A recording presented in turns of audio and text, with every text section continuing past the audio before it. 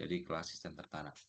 Jadi di sini saya akan menjelaskan mengenai codingan saya untuk perbandingan size model, Holt dan Holt Winters model. Langsung saja kita share screen dulu.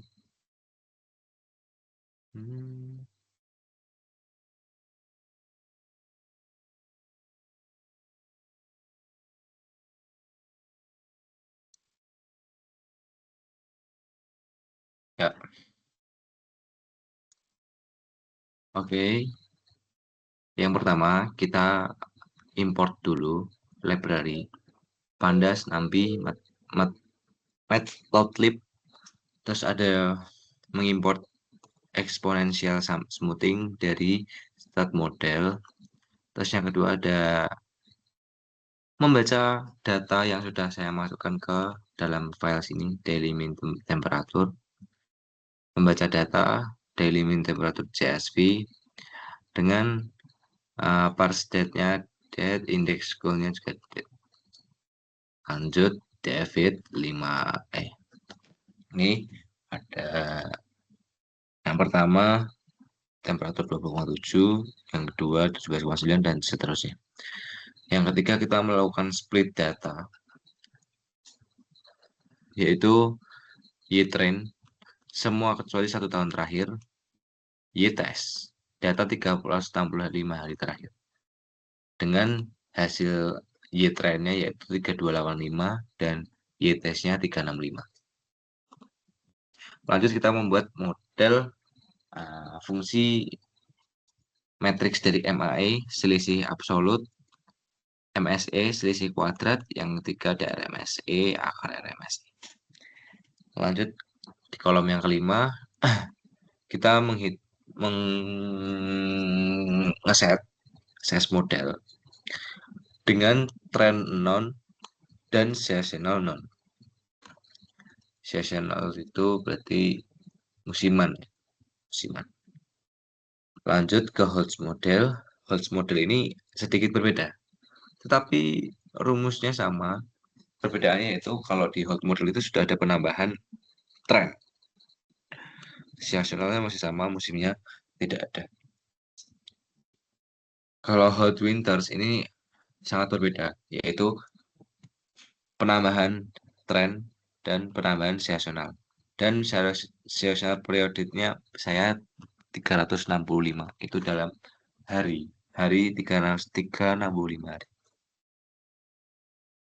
Kita melihat forecast head-nya, Holt Winters forecast, yaitu pada tanggal 1, 13.000, tanggal 2, 12.000, 3, 11.000, dan seterusnya.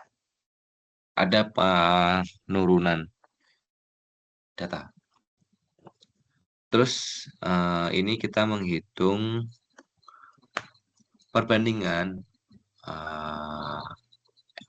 MAE, MSE, dan RMSE dengan masing-masing size Holt dan Holt Winters. Dengan hasilnya yaitu MAE itu 3.035, 3,325, 4,97 untuk HWMA. Dan MSE juga begitu, mengalami kenaikan terus.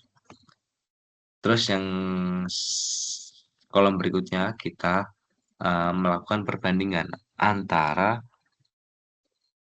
aktual, test, Holt, dan Holt Winters. Nah, bisa kita lihat dari diagram di atas, yaitu aktualnya naik turun datanya. Cuman size forecast ini hanya mempunyai label saja, jadi tidak mempunyai tren dan tidak mempunyai musim. Maka hasilnya akan lurus-lurus aja. Akan mengalami kenaikan, tetapi sedikit. Kalau Holt forecast ini sudah ada tren. Jadi dia bisa belajar dari data yang kemarin gitu. Kalau Holt Winters forecast ini cukup berbeda karena dia sudah memiliki tren dan sudah memiliki musim. Makanya dari hasilnya dia akan turun naik turun naik turun naik bergelombang gitu.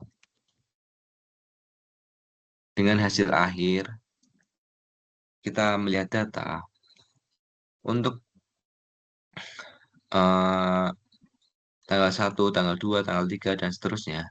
Size model ini hasilnya sama terus karena dia hanya mempunyai label dan eh, tidak mempunyai tren dan tidak mempunyai musim seasonal gitu.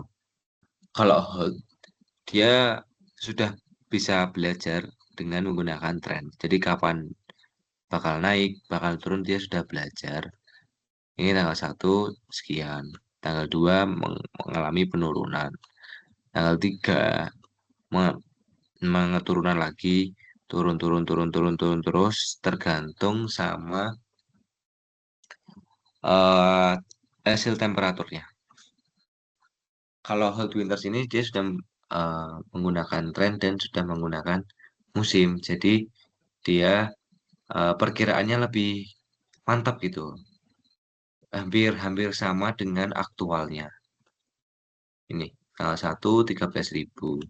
Tanggal 2 aktualnya 13,3. Ini perkiraannya 12,58. Jadi dia akan mengalami naik turun.